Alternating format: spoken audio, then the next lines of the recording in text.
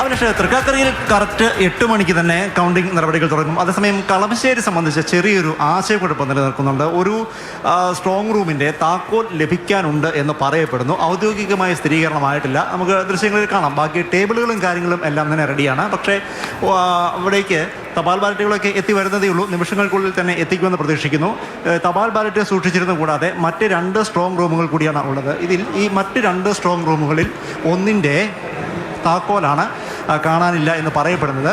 ഞാൻ ആ സ്ട്രോങ് റൂമിൻ്റെ അടുത്തേക്ക് പരമാവധി പോകാൻ ശ്രമിക്കാം. പക്ഷേ അതിൻ്റെ ഒരു ആധികാരികത ലഭിച്ചിട്ടില്ല. എന്തായിരുന്നാലും സ്ട്രോങ് റൂമുകൾ ഇനിയും തുറന്നു വരുന്നതേ ഉള്ളൂ.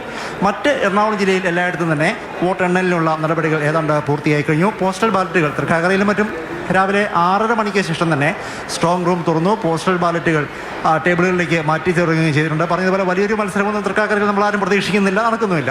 അതേസമയം കടുത്ത മത്സരം നടക്കുന്ന കളമശ്ശേരിയുടെ വോട്ട് എണ്ണുന്നത് ഇവിടെ ഈ കുസാറ്റിലാണ്. അതിലെ ഒരു സ്ട്രോങ് റൂമിന്റെ താക്കോലാണ് കാണാനില്ല എന്ന് പറയപ്പെടുന്നത്. കൂടാതെ തന്നെ വലിയ മത്സരം എങ്ങനെയെങ്കിലും കണ്ടെത്തിയേ പറ്റൂ. കേരളത്തിന്റെ തന്നെ താക്കോൽ ശരിക്കും കളമശ്ശേരിയിലാണ് ഇരിക്കുന്നത്. LDF പ്രതീക്ഷിക്കുന്നത് കളമശ്ശേരി ജയിച്ചാൽ കേരളം ഞങ്ങൾ ജയിച്ചു എന്നാണ്. അത്രയും പ്രധാനപ്പെട്ട കോൺസ്റ്റിറ്റ്യുവൻസിയാണ്. വേഗം താക്കോൽ കണ്ടുപിടിക്കാൻ പറയൂ.